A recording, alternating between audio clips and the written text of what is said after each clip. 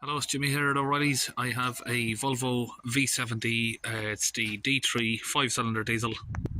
So this is a car that I've just bought for myself, just to use for summertime if I want to go kayaking or whatever. It's got a nice big boot I can use, but it is an automatic, and one thing that I know doesn't ever get done, it's got service history, but it hasn't got any records of the automatic gearbox being done. So a lot of people seem to bypass that and just really forget about it. They'll always have a service done, but nobody ever thinks about doing the automatic gearbox. So we'll do one today. Let's open her up and have a look. First, I'm going to remove the plug here. I need to get a little pin under it because it's a bit stiff, maybe. No, I've got it. 7mm there on the Jubilee clip. Open that up. Once that's loose, these clips are already off of the box, so we don't need to pull those off. But we should be able to just pull the box up from that direction, and then this direction you should just pull straight out. Be just sitting on a little rubber tab there. Oh, the tab is actually broken, but it's not too much of a worry. That just sits in there. And I've just noticed that there is some tape on that pipe, so I might have to look at that later. Hopefully they haven't tried fixing a leak with a bit of tape, but it's driving okay. Maybe they've just put it there for protection. So with the gearbox out of the way, it looks like we have the fill plug right there. So I'll just give it a little bit of a spray of brake cleaner just to get any dust off of there.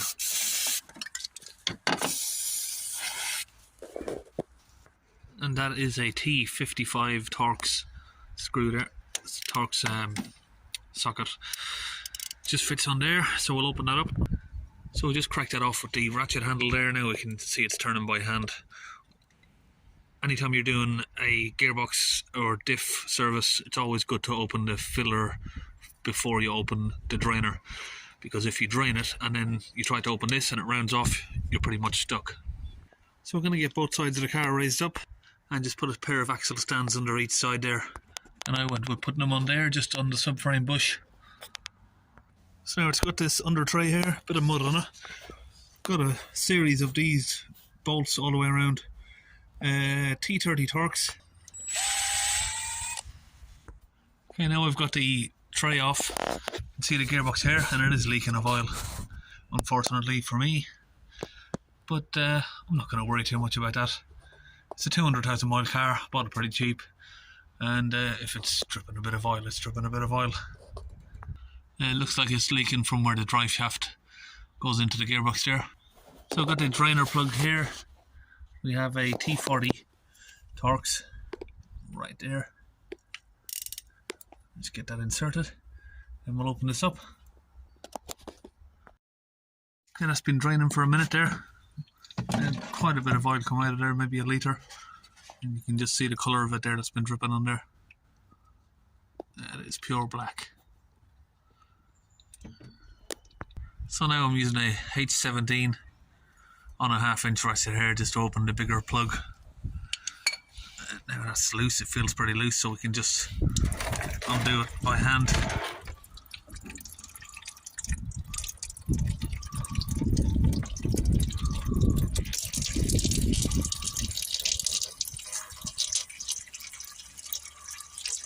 So what this does is, when you fill it up, this little straw here, that holds the level without it spilling out, so you can fill it up until it starts overflowing, then you know it's at the right level. Then you can put the small screw in, basically. One other thing to mention here as well is the engine is hot. I took the car for a drive, so the fluid is nice and warm, and it's going to come out and flow nice. So seeing how black that oil is there, you can see that my point about if you've just bought a car, make sure you get your gearbox serviced, and if it's 4-wheel drive, make sure you get the diff oils changed, because it's something people seem to bypass. Most people, when I speak to them, have you had your gearbox serviced? Well, yeah, I have the car serviced every year, but have you had the gearbox serviced? Yeah, it's been serviced every year, so I'm sure the gearbox has been serviced. Don't just assume when you're taking your car in for a full service that your mechanic's going to service your gearbox unless you've specifically asked for a gearbox service and you've paid for a gearbox service extra, no one's going to do it. So make sure you ask for it, and you should obviously be paying extra for it. It's not included in a normal service. Okay, now that's finished draining, I'm going to put back in the secondary drain plug. It doesn't have to be super tight because we are just putting it back on temporarily. And then we'll put back in the small drain plug there as well. Screw that in. So I've got this automatic transmission fluid here to go back in, and we have about 7 litres or so here, and we're gonna now start putting some of it in. So I've just got a little funnel here in the filler hole. So I'll put about 4 litres in there. Now we're going to put the cap back on, the lid the drainer screw back on. Fill screw, more like, sorry. And I'll just wedge the air box just back on there so I can plug the air mass meter back in. That's all on, and now we're going to start the vehicle up. Now I'm going to go through each gear for 10 seconds.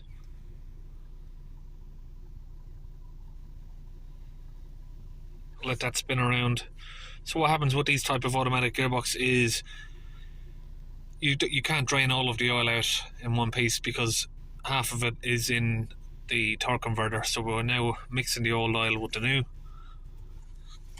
and then we'll just go through each gear for about 10 seconds.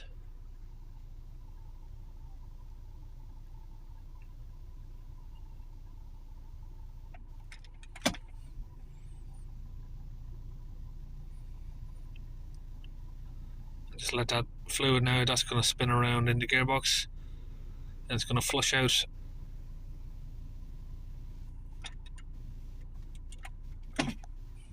Put it back in park. Now, just to make sure we're getting the right level, we're going to raise up the back end of the car just so it's sitting at the same height as the front jack stands. Now I'm just going to undo the first drain plug again. You can see that oil is still black. Now, depending on how bad your gearbox oil is, you might have to repeat this process a few times. Now that that's slowing down a bit, I'm just going to open the second one again. You can see there the oil is still black.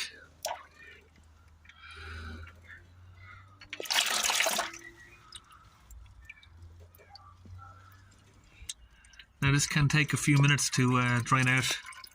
It'll start slowing down and then it'll take a few minutes to completely finish. Okay, now I'm going to put another 4 litres back in.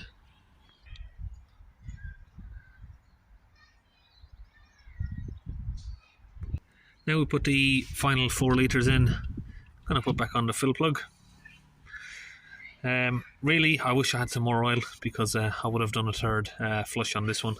But I can do that again in the future. At least it's done now. I can do it again. Okay, we're back inside. I'm going to start the car back up again.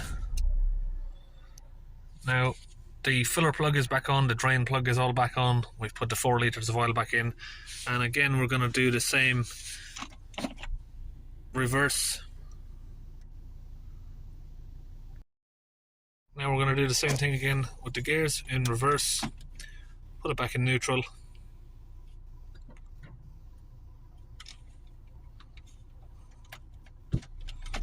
Put it in drive for 10 seconds each gear. And back from drive. We'll just put it in reverse one last time there before we end up finishing and putting it in park.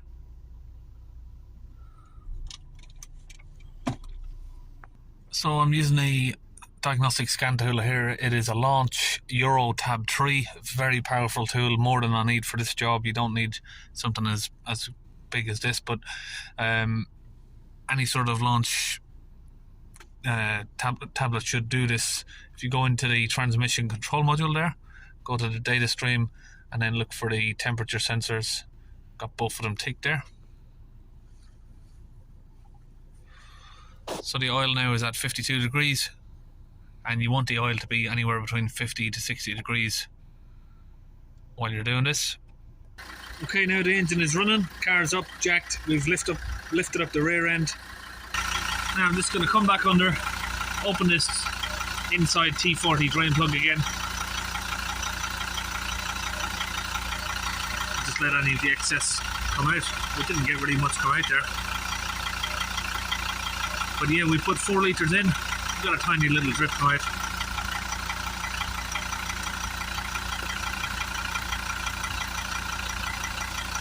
So if you've put too much oil in, once you've opened that little small drain plug there, some of it will come out. And once it's stopped dripping, you can put that back on and just get that tightened up. So the big bolt goes to about 35 Newton meters, and the other one, not so much. You just nip it tight and it should be fine.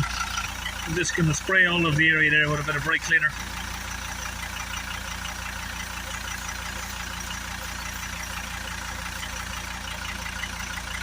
Now the car's down off the jack stands there. Now just make sure all of the cables and everything's put back in the right order. Now we can just start the vehicle back up and happy motoring. That's it, we're all finished on it. I'll see you on the next video.